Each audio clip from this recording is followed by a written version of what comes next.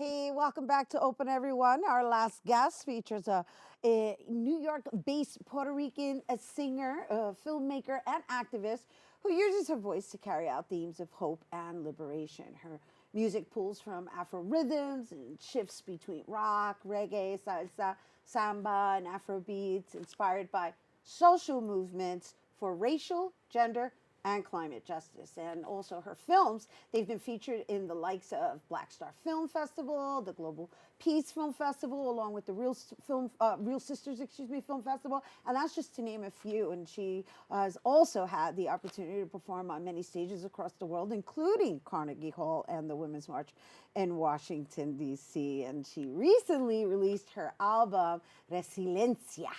Here now to share more about her motivation, please welcome Taína Asili. Hello. Hello. Welcome. Thank you. Welcome. Thank you. I mean, I could do a whole show just on you.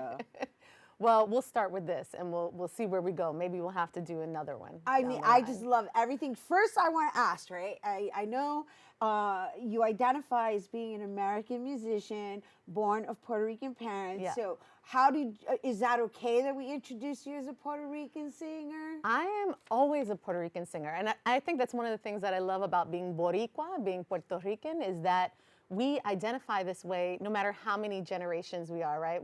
Puerto Rican, even if we were born on the moon, right? We're still Puerto Rican. And so for me, that was something that my parents instilled in me as New Yorkers. I live in upstate New York and, I travel around the world. And when I'm traveling, I represent Puerto Rico, siempre. Okay, good. I just want to make sure because, when you're third generation, second generation, I identify as being a New Yorker, so I'm there with you. And so, before, I know we're going to have a taste of your music, and I'm so excited to bring it to you guys. Oh my gosh, you're in for a treat. And just a little background on Taína and me anyway. I fell in love with her last year. I had the honor of introducing her on stage for the South Bronx Culture Trails, Casita Maria's South Bronx Culture Trails. And the minute you stepped on stage and you started singing, I was like, wow, who is she? And guess what? Everybody needs to know who she is.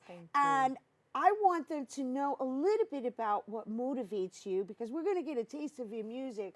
But I read that you actually studied transformational language. And that is a very fascinating subject to study in college. Yeah. Well, it's interesting. So I have a master's degree in transformative language arts. And I started that degree actually when my mother had recently passed and my father was very ill at the time. He passed during my studies. And so I always go back to them because for me, what I do today is very much influenced by my upbringing. So my father was a Latin jazz conductor at periods of time. He was a conguero. Both my parents did bomba y plena. I was very much, involved in our cultural heritage growing up, musically speaking. But they also taught me that, those art forms are a form of resistance, like reclaiming our identity as Puerto Ricans, as people of African and indigenous descent, recognizing our history. That's an important part of our lineage. So for me, when they passed, part of that transformative language arts was digging deeper into the roots of the language, right? Puerto Ricans, we have this profound history of using language to transform, right? If we're looking at the areitos from the Taínos, right? If we're looking at the New Yorker poets, if we're looking at Décimas or Julia de Burgos, some of our most incredible poets, we've always had this long history of using language to transform. And that's part of not just our heritage as Puerto Ricans, but as human beings. Absolutely. We were born with the gift of creativity and also language, right? And this ability to manifest, to connect with spirit, to connect with ourselves and this world and with each other through this powerful art form that is language. That is language. And the human voice. Oh my gosh, the human voice. And it's lovely. And thank you for breaking it down the way you have, because we don't have much time to talk. Like I told you. I got you. already told you. You and I, we can do a whole show. Concise. Right? Well, because we want to give everybody a taste. But before we go, I just want to share how that the consciousness seeps into your work, because the work that you do, it's already going down in history as music of protest. Yeah. Right? But there's a consciousness in it. So there's a nurturing factor in being mindful of what it is that you're transmitting into the universe. Absolutely. So for me, for my music, it's about using language to speak truth to power, right? So I use, we spoke about some of my activism, in the introduction, but my goal is to use my language, my voice. The music is also speaking a language, right? The rhythm of the drums, the congas, right? The guitar, they're all speaking a language.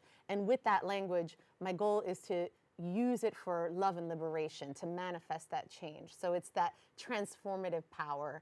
And, in my music, I weave that in so many different ways. Like I said, through the music itself, through the art form of the poetry and the lyrics.